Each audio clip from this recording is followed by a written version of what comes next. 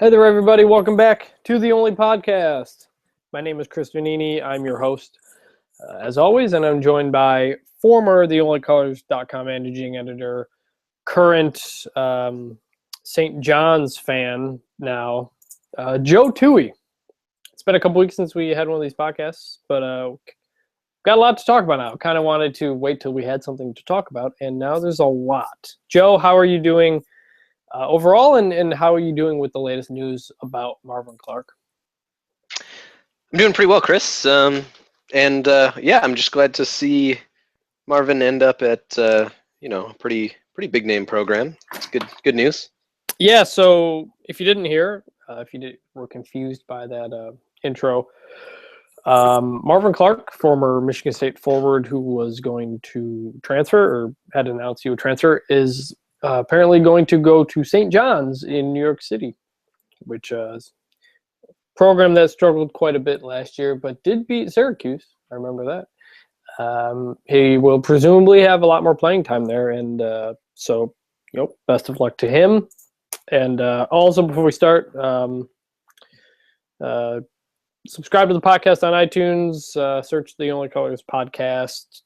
Rate it high or bad if you think it's bad, or give us feedback if you think it's bad, or if it's good or bad.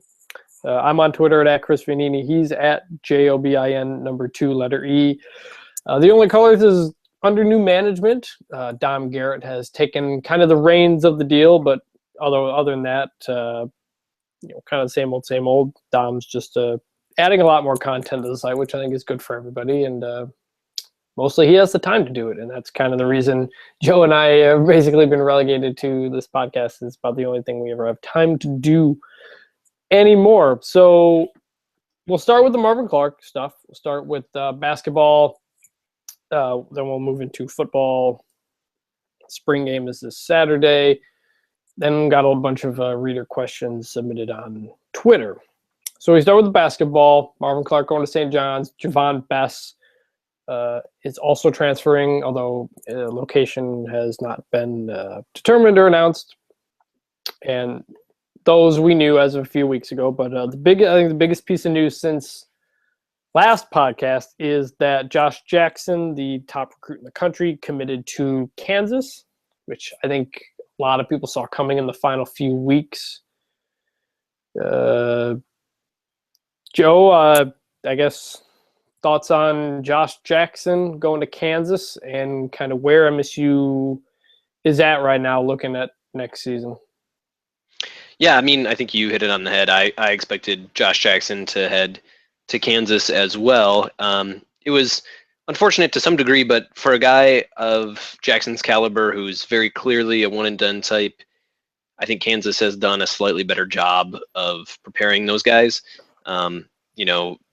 Deonta Davis is the exception at Michigan State, and so if I was Jackson and making a decision, I would think that would play pretty heavily. Also seems like it would be difficult to guarantee any sort of offensive role for Jackson. I mean, I assume that he would play a pretty major role on next year's MSU team, but I don't think that Izzo does a whole lot of guaranteeing offensive usage or anything along those lines. So, I mean, it was unfortunate. Anytime you can get the top recruit in the country, you want to get that player, obviously. But this is still an incredibly deep and talented recruiting class that's coming in, and I'm pretty excited for the new blood on the team. The other thing that we haven't I remember. talked about yet. I was waiting for you to finish your answer before I jumped in. Yeah, within a couple days of the Josh Jackson news, Deonta Davis went pro, hired an agent. He is gone, one and done. That kind of I was going to jump in with that because you mentioned MSU freshman usage, yada, yada, yada. Deonta Davis did not have much usage in his freshman year. And when you look solely at his stats, it's not the kind of guy you would expect to leave early, but we all know he has the physical tools and potential, and he's projected by many to be a lottery pick. So struck while that iron's hot. I would, if I was predicted a lottery pick, I'd 100% have come out too. Yeah, I mean, you never know what can happen coming back. I think the the odds of either more holes in your game being displayed or getting injured are higher than your odds of improving your stock enough. You know, if you're a lottery pick, that's a lot of money. So Davis is gone too, and they didn't get Josh Jackson, which, like you said, Kansas send guys all the time. Although this is something interesting on that note,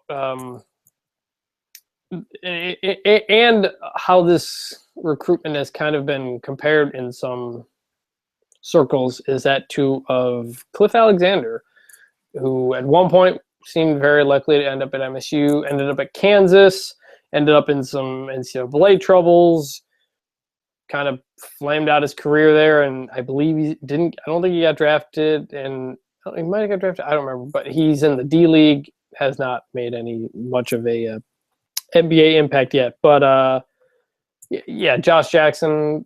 A lot of people think his mom made the decision. You haven't heard much from him at all since the decision was made. His mom really made some comments, and a lot of people thought his mom was driving the decision. I don't know what or was not the case, but solely based on the track record of the two programs in terms of getting one and done to the NBA, Kansas has done that. And from a purely objective standpoint, I think there's nothing wrong with making that decision there. Would have been big for MSU, obviously. But Joe, you also brought up good points about, he probably isn't going to be the star of the team. Although then again, with how many freshmen they're going to have, it's going to be, like we talked about, it's going to be very interesting how this team is set up because, like you said, freshmen usually don't get a lot of usage, but they're going to have to on this next year's team, especially inside because there's Nick Ward, there's Kenny Goins, and there's Gavin Schilling, and those are the only guys on the team that will be 6'6" or taller, I think. I don't know how tall Langford is, but they are thin inside. You missed Miles Bridges in that discussion as well. But yeah, so the freshmen will be counted upon inside. Yeah, no question. And Gavin Schilling actually is going to be a very interesting player next year. As a young senior, he was younger than Marvin Clark, even despite being a year ahead in terms of class standing. So, Schilling has been a guy who seems to have a pretty high ceiling as well, but hasn't taken on as large of a role. There were times, not this past year, but 2 years ago in the 14-15 season where actually a large stretch of the year where he was starting and not Matt Costello, which in retrospect is kind of bizarre to think about, but it's he's going to have, I think, a target on him from an MSU fan base perspective from the get-go, and he kind of needs to make a leap pretty quickly in order for that team to be very competitive in the Big Ten and potentially nationally as well. I think Schilling is a major X factor for next season. Yeah, when MSU got the commitment of Caleb Swanigan a year ago, I said at the time that they should redshirt Schilling at that point because they were going to be just loaded inside. Schilling is an incredibly raw player who needed to redshirt his first year, but obviously Swanigan didn't. Schilling didn't. Now he's suddenly a senior, and you're still waiting for that potential to get there because he has the athletic ability, but he doesn't have the basketball skill yet. That was the thing on him when he committed, and time kind of flies by, and he still has a lot of growing to do, and now he's going to be relied upon quite a bit. So MSU is reportedly in the mix for UNLV forward Ben Carter, who is maybe 6'7", 6'8", so he'd be another big body to put there. Grad transfer, he'd be immediately eligible. He's got 5 schools he's going to visit: Arizona, Arizona State, NC State, Miami, and MSU, as well as considering staying at UNLV. He hasn't straight up said he's leaving. He actually transferred to UNLV from Oregon, and last season he averaged 8.6 points, 6.0 rebounds in 22 games. But he tore his ACL in January. So he's reportedly going to visit MSU, so that would mean MSU has interest in him. Grad transfer, we know, is a possible route. Always kind of hard to tell who goes where in those situations. So that's one to watch for. But they're thin inside, and so Izzo's looking for what he can to fix that. Yeah, what's up? Yeah, I would say Ben Carter is not a very exciting option from my perspective. I mean, he is 6'9", which is helpful, but he is not a particularly good rebounder. To put his rebounding in context, he actually has a worse defensive rebounding percentage than Alvin Ellis. Where he's at is, would be a pretty poor level for a big in playing for MSU. I assume that would change a little bit, but he also turns the ball over a lot, and despite not having very high usage, is not very efficient. So I mean, he's a body, is what he is. Right, exactly. And which is why I would not put any sort of money on him going to MSU. I have to imagine he wants to go to a place where he can do more. But I guess you never know with these things. So the other guy that is worth watching that might be a late ad is I don't know how to pronounce this guy's name, but Cheikhna Dembele. He's a center in Pennsylvania who's a 3-star guy. He's I gotcha. Never mind. Sorry. Yeah, he's a class of 2016, so he could be a late ad for next year as a freshman. My guess is that he would not have a major role, but he's another guy who could be a big body that at least would have a little bit more potential and a lot more eligibility just going forward, right? So he's visited 2 days ago. He visited on April 18th. I don't know what his timeline is like for committing, but he actually has a pretty good offer list. He has been offered by Iowa State, Missouri, NC State. So that's another guy to keep an eye on. I would prefer a younger guy that might who's a little bigger too. He's a 6'11" guy, so more of a pure center.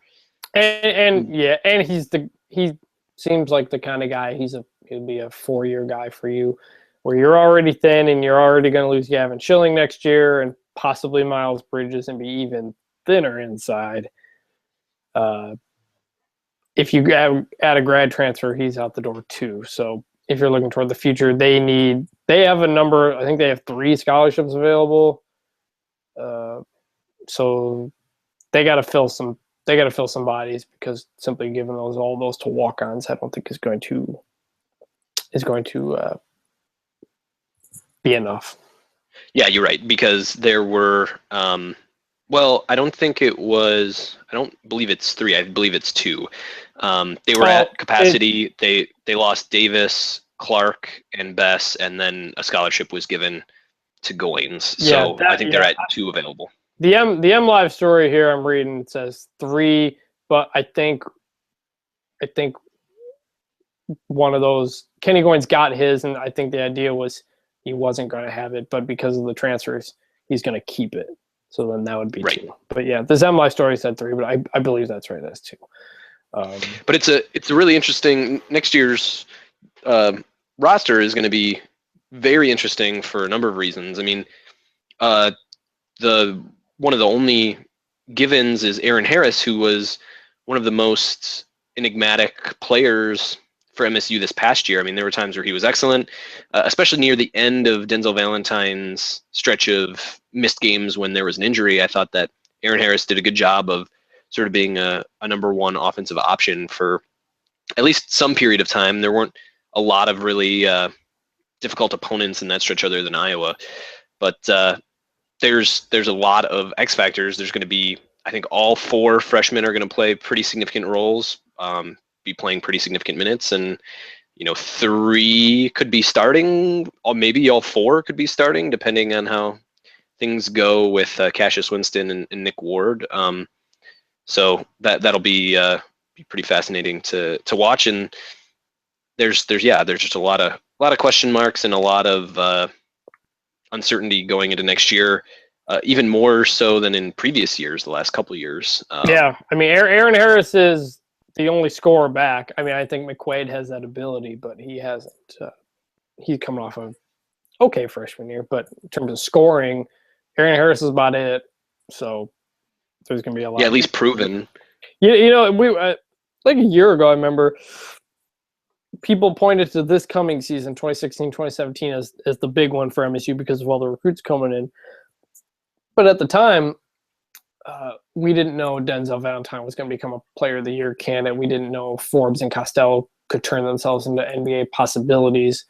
And we didn't know for sure that Deontay Davis would be gone after 1 year. So it's interesting how the outlook – you never know how the future is really going to turn out. And I think last year's team, despite the upset in the tournament, was one of the top 5 teams in the country. And there's a heck of a lot of questions with this one. And I don't know where they're going to be because I don't know how well these freshmen are going to play together. And I mean, it's kind of a little bit of uncharted territory here for MSU where there's so many questions because there's so many freshmen coming in. So it'll be an interesting season. What's going to be interesting about this team, at least, is that it's very high variance. There's a chance that team next year doesn't make the tournament if the freshmen turn out to not be able to contribute, at a high level immediately. There's also a chance that they could be even better than this previous year's team, depending on how the freshmen perform. And then also depending on how much of an offensive load Aaron Harris can take on and, Schilling and how he pans out as a sort of number one option big man. But the other interesting thing and something I was thinking about is the tendency of MSU teams that overperform in the regular season relative to expectations, and their the tendency of them to get eliminated early in the tournament. I mean, I think part of that is when you overachieve with a slightly less purely talented team, you're a little bit more ripe for upset in the tournament. So in 2011, 2012, when Draymond Green was a senior and sort of elevated the play of everybody around him, that was a team that lost relatively early in the tournament. They lost in the Sweet 16 to Louisville, and I think part of that had to do with the fact that they, had just overperformed relative to their talent level over the course of an entire season. I think that the 2015, 2016 team did something similar where over the course of the season, I think they overperformed relative to the talent that was actually on the team. Yeah, partially because Valentine was so good, but we kind of talked about this toward the end of the season where we said, does this team, can they match up with the North Carolina in terms of pure talent? And I thought they could. I mean, certainly Valentine elevated them, but, they didn't get eliminated because they were a three-point shooting team that missed a ton of shots. I mean, they lost because Middle Tennessee played out of their mind and MSU played below average defense, really. So, I don't know how, we'll look back at that loss as, to me, I'll look back at it as Middle Tennessee just straight up going out and winning that game as opposed to MSU losing it. So, yeah, there'll be variance. We have no idea what to expect from this team. And, up until the season starts, I don't really think we can add any sort of analysis on them. So this may be the last time we really talk about basketball because there's not going to be much to talk about unless some news really happens. So, yeah, go ahead. And I'm probably overfitting, right? Using 2 data points, 2012 and 2016, is probably trying to draw too broad a conclusion from not enough data. So, well, I think the seasons were similar in terms of maybe expectations going in, and they overexceeded them. I don't know if that has anything to do with how they ended. I mean, that MSU team, was that when they lost to Louisville? Yeah, I mean, that's right. They were ice cold. They couldn't hit a shot. This team, that wasn't a problem. They just, Middle Tennessee played out of their mind. So, any other basketball thoughts before we kind of put that in the drawer for a few months? No, I think that's all I got for basketball for right now, at least. Hopefully, there isn't any,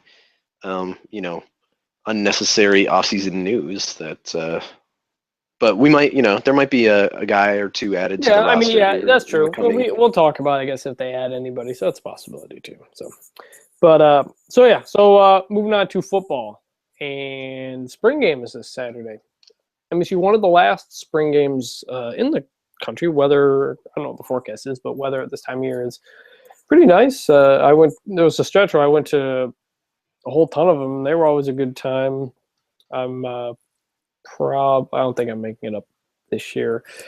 But before the spring game, it was announced earlier this week that defensive lineman Montez Sweat and Craig Evans left the team for personal reasons.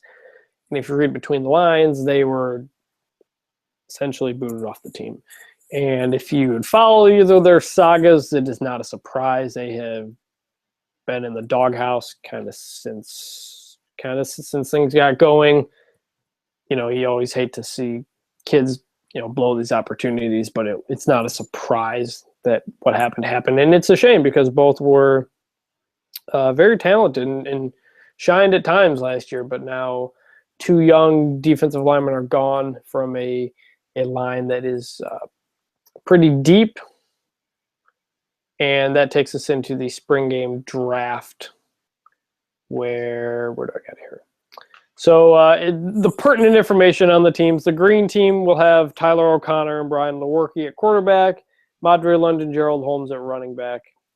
White team will have Damian Terry beside DeWeaver at quarterback, LJ Scott and Nick.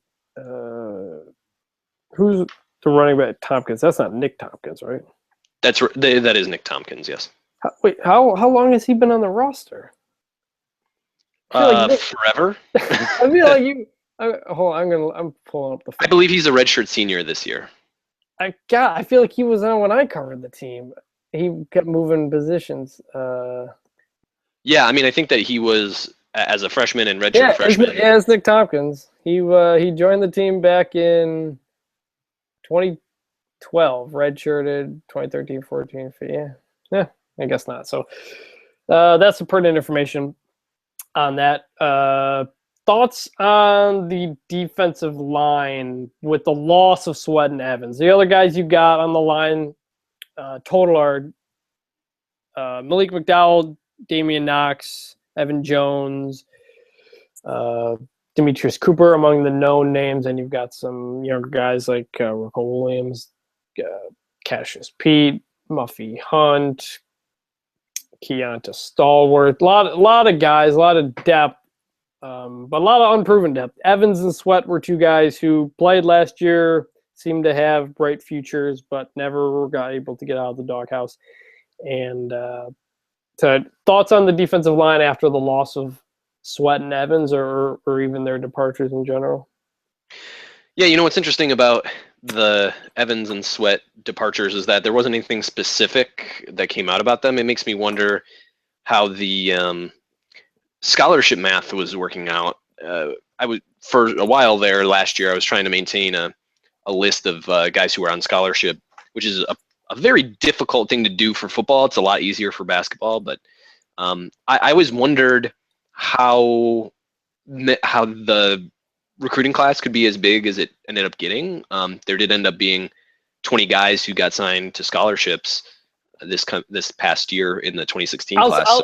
I'll say I highly, highly doubt that was a factor. For one, they wouldn't do that to go through spring ball like this, I don't think. And two, both had been in the doghouse for various reasons. That is my. I highly doubt it's a scholarship thing. But yeah, I just wonder about it because there were additional scholarship years granted to a number of guys, including Ed Davis. Well, actually, not yet. And I'm going to talk about that. Was one of the questions asked. We'll get to that. We'll get to their specifics. For right now, we're assuming Ed Davis, Brandon Clemens, Damon Knox will be on the team as 6-year seniors. But there are a little bit of questions as to if that's going to happen. We'll talk about that after we talk about the spring football stuff. Okay. Well, anyways, that was interesting. But yeah, it's disappointing that those guys didn't pan out. Both were relatively highly rated recruits, and those Evans specifically seemed to have kind of gotten himself into a little bit better shape, and was playing more this past season. And yeah, it's too bad that those guys had to go out on these terms. But overall, I think that the defensive line is still going to be very solid. I mean, between Demetrius Cooper and Evan Jones, who I thought played well at times last year, as well, Malik McDowell, who called himself the best defensive lineman in the country, which was a bold statement, and a couple of these other guys that were pretty highly rated recruits. I think it'll work out. There's also going to be, I think there will be some potential opportunity for a guy like Josh King or Austin Robertson as freshmen in this 2016 class to contribute. Depending, it seemed like Josh King had some ability to be a little bit of a McDowell type in that he could probably play defensive tackle or defensive end. So that's something that'll be interesting to watch as well.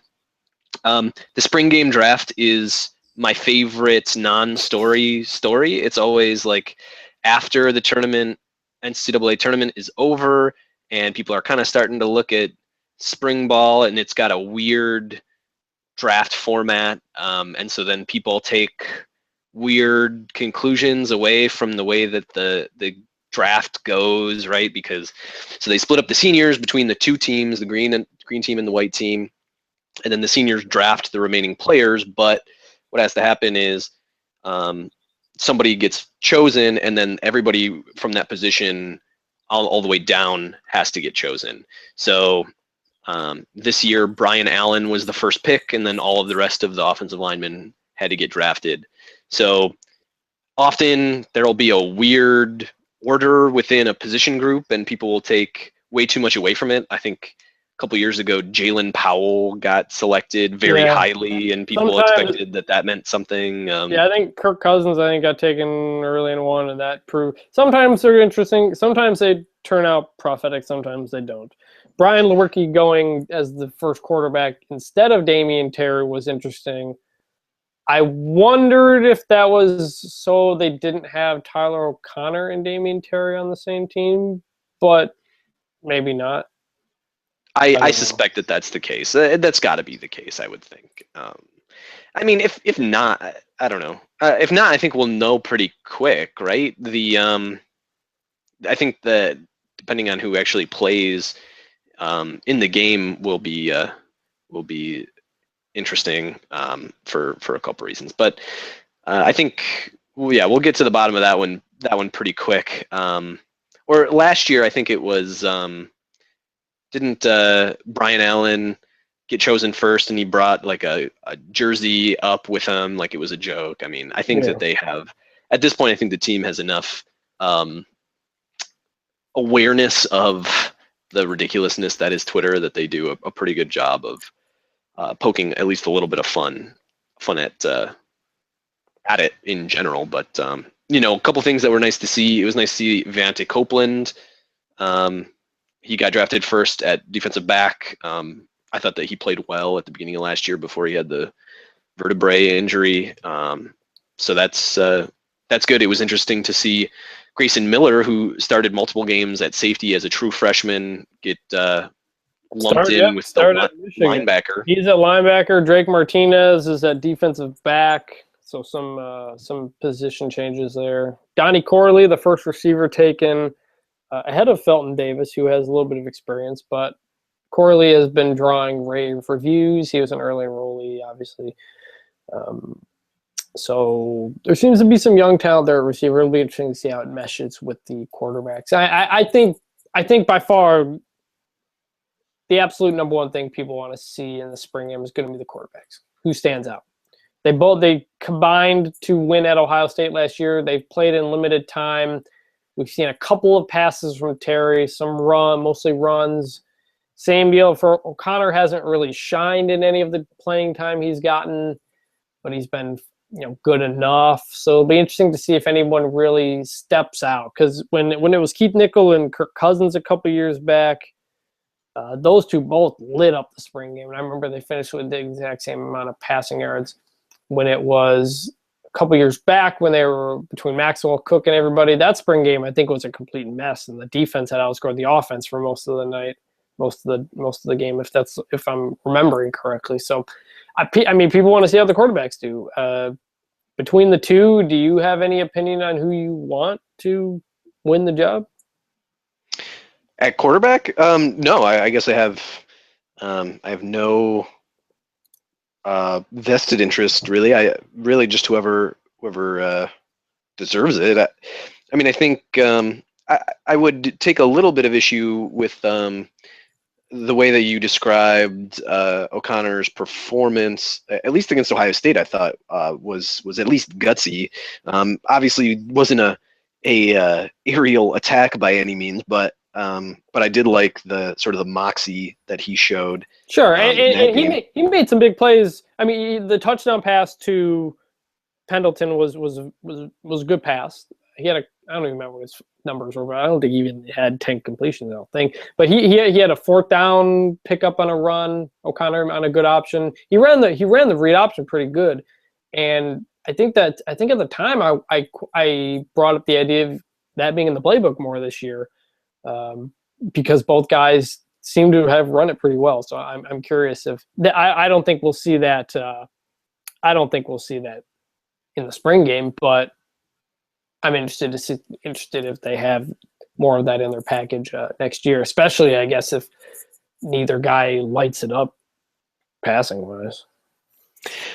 Yeah, absolutely. And I think that there's going to be a general passing game struggle, just because there's so much inexperience at receiver, and there's a lot of turnover on the offensive line as well. I mean, I am just expecting that there's going to be some growing pains in general in the passing game, especially when you look back at the history of MSU football under D'Antonio and years in which there's both a new quarterback and a lot of turnover at receiver, years like 2008 and 2012. It takes some time for things to get going. I mean, actually, no, it was 2009 because they had Senior Hoyer in 2008. 2009 was when they had the Cousins Nichol deal. But actually, both of those guys were good. I mean, that was one of the best offensive passing teams of D'Antonio's. Yeah, but in 2008 there was a true freshman, Keyshawn Martin, a redshirt freshman, B.J. Cunningham, a true sophomore, Mark Dell. I mean, I guess ultimately what I meant there was inexperience in the receiving core is almost a little more important than the experience at quarterback. But if you add in a transition at quarterback too, I think that doesn't help a whole lot either. But yeah, that 2009 MSU offense was a little underrated, I thought. They were pretty good in general. There wasn't one standout running back, but they ran for more yards in 2009 than they did in 2008, despite not having Javon Ringer in 2009. Right. The problem with the 2009 team was they absolutely 100% could not defend a team that played more than 3 receivers on the field, and people called for betting Narduzzi's head because they constantly had linebackers out there covering slot receivers, and that defense didn't yet know how to. They didn't have the athletes or the knowledge to play the system that Narduzzi wanted, and eventually, once the players grew up in it, they knew what they were supposed to do. But there were a lot of growing pains of that Narduzzi. But that 2009 team I covered for the State News, and that offense was very good, and Kirk Cousins was very good, and Nichol was good when he came in too. So it was a lot of people think they didn't pick a QB. It kind of hurt the season, which I don't think is the case at all. Nichol put up very good numbers. Cousins put up very good numbers. And then the defense was bad, and they lost a number of games at the very end. They throw that interception late against Notre Dame.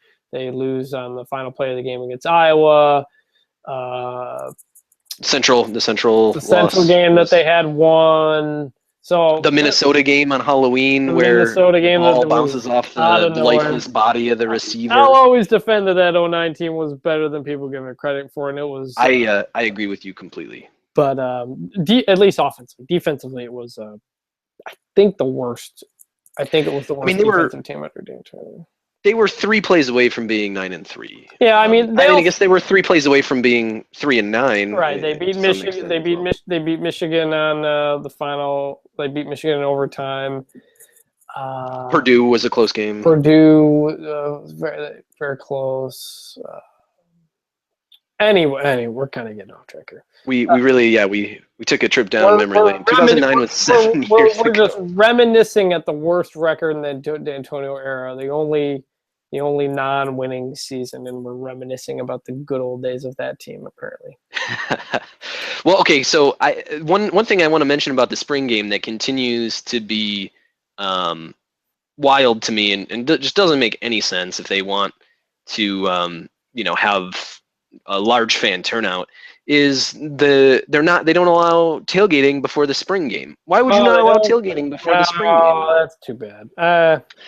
Because look, I mean, I realize that it's a big disaster probably for the university to try to clean up and deal with, but at the same time, I mean, it's going to be a nice day on Saturday. It should be, at least. They're also not charging money for tickets, so I imagine it's quite a net loss in terms of money. All right. Well, but charge when it's also free parking. So I don't know, charge for parking and use that to help. I mean, I would definitely pay for parking to go up and be able to tailgate before the game. Right. I think they should. It's too bad that they don't. That would probably add to the turnout. I know. Yeah, well, it would make it a bigger event, I think, on campus, right? I mean, I never went to a spring game as a student, partially because it always came at the end of April, right when finals were coming up, and so I never really had the time to go on a random Saturday afternoon. I was trying to get things done, but if there was a tailgating experience and it was like part of the culture to go to the spring game, I think it would have been a little bit different. Maybe it is different now. I don't know, but because I have gone the last couple years, so. I mean, if you're gonna study anymore, I think if you're gonna make it an event, go all out and make it a big event. But it is what it is, and so it'll be interesting. It's on BTN. I don't know what time it is. You guys can look that up. Yeah. Anything else on football? I got a couple football questions, but is there anything you wanted to touch on? No, I think we hit everything and more, including a pretty solid rundown of the 2009 season. But no, I think it's a good time for questions. Yeah. Okay. So some of the questions here related to football. Brian Mack over at MGoBlog asked this question, and he actually brought it up over at MGoBlog too. Thoughts on the odds of a 6th year for Davis, Knox, and Clemens? Because it's been assumed that they have that 6th year, but in an article Tuesday on MLive, Mike Griffith noted Knox is one of 3 MSU players who has yet to submit his appeal to the NCAA to gain another year of eligibility via a medical waiver. Knox, along with Brandon Clemens and Ed Davis, is still gathering the information to send in. It's just that one paragraph that they haven't even sent it in. And over at MGoBlog, Brian noted NCAA is very strict with 6 years, and it certainly appears that all these players took voluntary red shirts, as most of them played scout team in the years that they redshirted. They didn't miss time due to injuries. They didn't miss time. They didn't get that red shirt because of injuries. So will they get those 6 years? I don't know. Why they haven't turned the information in yet, I don't know. I'm not totally familiar with how that works. But I will assume that Mark D'Antonio and the football staff know what they're doing. They seem to have little doubt that they apparently seem to have little doubt that will happen, because if Ed Davis suddenly doesn't get that 6th year, then what does he do in the fall? He's gone through spring. He's set to graduate. And for him to suddenly not get that 6th year while he's still waiting is weird. I know Drew Ott at Iowa waited quite a while to get an appeal back, and he just got it back, I think, this week or last week, that he does not get it next year. So he's now off to preparing for the draft within just a couple weeks of the draft. And if that were to happen to any of these MSU players, they'd be even more out of luck considering the draft is next week. So I'm going to assume that the odds of them getting those 6 years are strong. And because there has been very few questions raised publicly, D'Antonio and everybody seem to be set with with those 3 guys getting their 6 years. So I assume that's going to happen. If it doesn't, then the team's in a little bit of trouble, and the players are even in more trouble in terms of their professional futures. I assume they would have to either try the supplemental draft or become free agents or something. Do you have any thoughts on that? Well, it is a pretty major, could be a pretty major hit to the depth of this MSU team. On the offensive line, Brandon Clemens was one of the guys who has some experience, at least, alongside Benny McGowan, Cody Keeler, Brian Allen. But to give some depth to the offensive line in case of an angry MSU offensive lineman hating God appearance next year, especially with an offensive line that lost a lot of pretty key contributors from last year. And then on the defensive line, Knox has been a pretty solid defensive tackle over the course of his time, and given the loss of Craig Evans, could be a pretty major loss as well. I mean, after Malik McDowell, the depth at defensive tackle is pretty thin.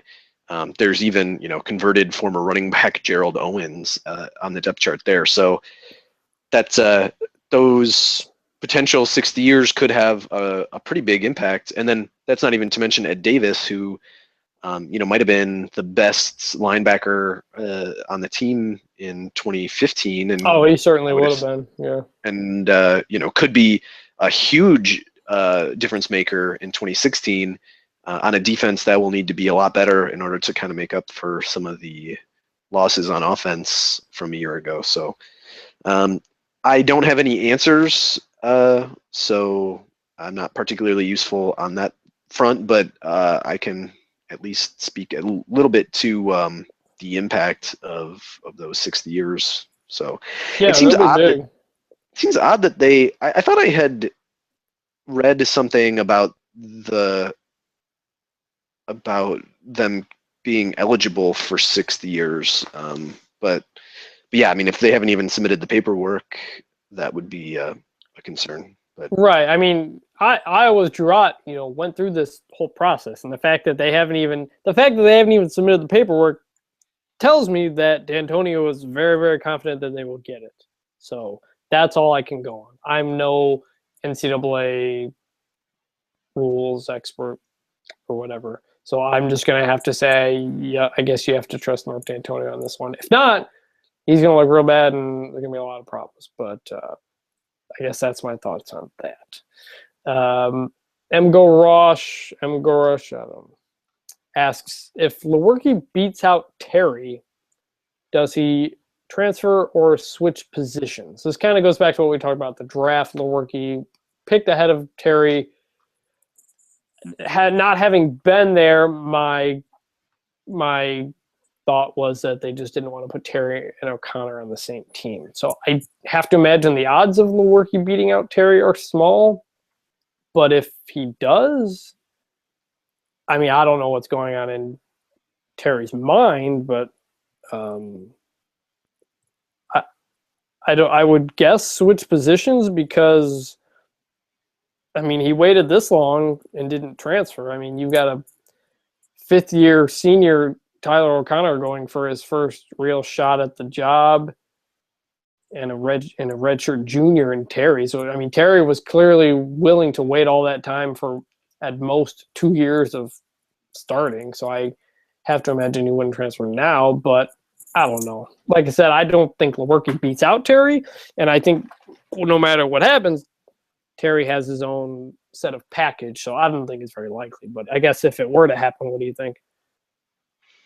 Yeah, I mean that would be difficult because, you know what I think would probably be the most likely outcome would be a graduate transfer after a fourth year at MSU.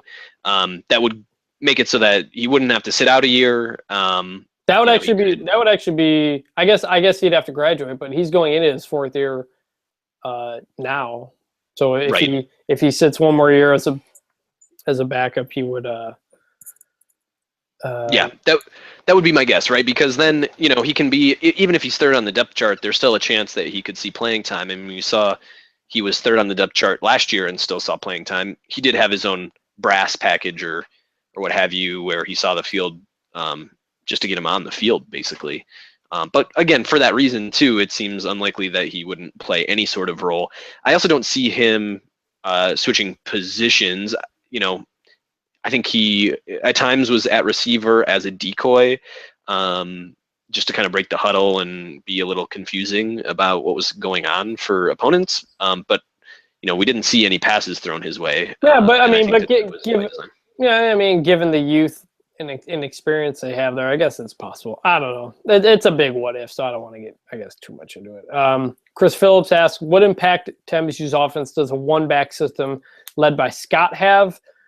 I don't think there's going to be a one-back offense. I think you're going to see what you saw last year with presumably a little bit more emphasis on LJ Scott and Gerald Holmes, both of whom looked very good last year, and then Madre London mixed in there too. Now, if they're going into the season where once again every series you have a different running back and don't actually feed the hot hand, I think we'll have something to complain about. But I don't expect a one-back offense, and I don't think they should do a one-back offense because I think they have several talented running backs. And you saw how good LJ Scott was in the fourth quarter of games last year. That's because he wasn't worn down in the first three quarters. I also would say that I've, over the course of D'Antonio's tenure, been impressed at his ability to get guys on the field that just kind of need to be on the field because of their talent. Given that trio of running backs and Delton Williams as well, who you know, wasn't fantastic in 2015, but definitely showed flashes in previous seasons. I think all four of those guys are going to see pretty significant time one way or another. And given some of the inexperience at receiver, I think that you'll probably just see, you know, multiple running backs on the field at a time, and probably a fair amount of Josiah Price in the slot as well, which is kind of getting away from the question now. But yeah, I ultimately agree with you. They're all three of those running backs and Delton Williams. Well, Delton Williams is actually, yeah. Sorry, I didn't mean it. Sorry to interrupt you. Delton Williams is actually at fullback now. Right, but I expect to see him probably playing as well, and I think the reason that he's at fullback is because there was no other clear option, and they want to make sure he gets on the field one way or another. So that's my hot take. I think we'll probably see, and maybe the most likely running back to see at receiver a little bit to me would probably be Madre London, but you know, none of those guys showed a particular knack for receiving, so that's kind of an up in the air thought. Yeah. Cam Marnock asks, do you cover St. John's now? Are you planning a weekly column at all for next basketball season for updates on Marvin Clark? I am not. KJ's comment was, you know, what were the odds that I would go to graduate school at St. John's? And you know, it's funny because I had been receiving emails from St. John's because I checked the box on the GMAT that said, yeah, go ahead and send me stuff. So I do get stuff from St. John's. They haven't started including Marvin Clark specific appeals, but I think it's only a matter of time before they get to that level of marketing. So, you know, who knows? Yeah, could happen. Seems unlikely. Yeah. Jeremy Doer, our hockey writer, asks, So we to believe Tom Manassas has at least 2 to 3 seasons still after such a big endorsement from Hollis. Man, that's a tough question because I mean, in that article by Graham Couch, Manassas essentially said it may take another 5 years before they're back to where they want to be, and Hollis sounded on board with that. I think I never try to go into the mind of what people are thinking, but this MSU team needs to improve because the interest in the team is going down sharply, and Michigan is likely to make a change next year, and so they will certainly, if MSU were to make a change, Michigan would certainly get the top choice. Anybody would take the Michigan hockey job over the MSU job. So does Manassas have at least 2 to 3 years? Right now, I'm going to say yes, based on Hollis's comments. I don't think he should. I don't think he should have been brought back now. But based on those comments, my guess is that Manassas is getting a lot more time because that's certainly the way Hollis made it sound. Yeah, I would say I don't have a lot to add from the hockey perspective, but I was thinking about this the other day. This is what I daydream about, but I was thinking about the fact that they had said it would be a 9-year rebuilding project, and it was we're in the middle of that now. That's a ridiculous comment. We talked about this last time. For Hollis to say Penn State had an advantage because it was literally starting from scratch, just no, you can't say that. You're Michigan State. You have 3 national championships. You've got a hotbed of hockey around you. I understand it was going to take time to get the recruiting pipelines back up, but it was a mistake by Manassas to keep the commitments of all the Comley players who he apparently did or didn't think they were good enough, because if he was willing to sacrifice what he wanted to do with another 3 to 4 years of players he didn't necessarily all recruit. Well, okay, so yeah, that's on him, and that's also why I think Manassas will have a few more years if Hollis was on board with that. Yeah, well, anyway, so my point on this was just going to be that Hollis inherited Tom Izzo and made a shrewd move in the search for Mark D'Antonio, but there are other sports in which substandard coaches have been allowed to flounder for significant periods of time, and so my concern as football and basketball. Let me finish my thought. Okay, yeah, I'm sorry, I keep interrupting you. I know, I'm sorry. Let me just finish my thought real quick, and then you can react. So my thought here is just that my concern is that Izzo and D'Antonio are not going to be head coaches forever in their respective sports, and my concern is that if not the correct hire is made, or if a poor hire is made for the head coaching spot of either of those sports, that they might get a longer leash than I, as a super fan, would be comfortable with. But that's my concern. That was my my daydreaming thought. I will say Hollis did hire Jake Boss, the baseball coach, who has done a tremendous job. Hollis deserves a lot of credit for that. I think in terms of the coaches that were left floundering, it was in the programs like wrestling and softball, which frankly they're non-revenue sports. Their success is not of much importance to MSU. Those teams are going to cost the athletic department money, win or lose.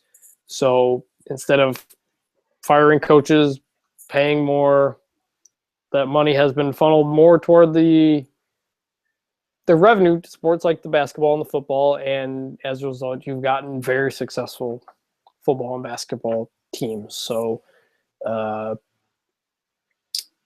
yeah, I guess that's my only response to it. Gotcha. Yeah, I mean that's certainly a reasonable explanation for that, but and my concern is it would be a long way off anyways. But yeah, Yeah, it was just a thought. I'm thinking Onassis does have a few more years if they were willing to give him this much and then decide to blame it all on Conley, even though a lot of that was on Onassis. I'm going to assume he has a lot more leash to give, right or wrong. And last question, KJ asks, what is our second favorite MSU podcast? As far as I know, there are no other podcasts. Because Yeah, this is the only podcast. This is the only podcast. There are not only are there no other MSU podcasts, there's nothing. You know, Serial, the BS Report. I think those are all false flags. This is the only podcast. It's the only one. Yeah, it's amazing that they invented an entire medium of communication just to allow folks to hear the two of us talk about the 2009 Michigan State football team. Right. You're getting duped by big audio. So, I think that'll do it for us. You got anything else you want to add about anything? Yeah. So while we were jawing, I looked up an older article about medical redshirts with regards to Damon Knox, Brendan Clemens, and Ed Davis, Yeah. And Brian Mack's question specifically. It turns out that you have to be granted 2 medical hardships to qualify for the 6th year. You have to have completed your bachelor's degree by the end of the school year. And the players in question must be injured in the first half of the season and not participate in more than 30% of the season or 3 games. But the only thing taken into account is game competition. So in the case of Ed Davis, he was injured as a redshirt freshman in 2011, but he didn't compete in games. So he should be eligible for that. Knox and Clemens in 2012 were both injured as well. So it seems like, based on my brief investigation into the eligibility and cases of those 3 guys, that they should be in good shape to get their 6th years. Yeah, so, I'm not sure that my statement there makes anybody feel warm and fuzzy about it, but I seems good. I have to assume the MSU compliance people told D'Antonio, yeah, this is a shoe-in, because otherwise, I know they have. I think Davis or something has to still graduate this semester, but I have to imagine that they believe it's very likely for them to be so far behind on this at this rate. So that's my own thoughts again. Makes me wonder. So it makes me wonder. Drew Ott, graduated in December or something, and then because he had graduated, then could apply for that 6th year if graduation is sort of a prerequisite for application. That would make sense to me, and that could be why those guys had not yet submitted their paperwork for that 6th year, and it's a little bit of an intriguing note in the spring for someone to mention. So it's right. It's all coming together in my head, at least. We'll see. I guess we'll see. And if they don't go through, then we certainly have something else to talk about on a future podcast. So thanks, guys, for listening. Make sure to subscribe again. Appreciate any and all feedback. Hopefully the clicking noise didn't happen this time. I've had mixed reports on it being gone and it not being gone. I got new headphones to try to fix that. We don't hear it and it's doing live, so I hope it didn't happen this time. So thanks, guys, for listening, and we will talk to you guys sometime later. See you. See ya.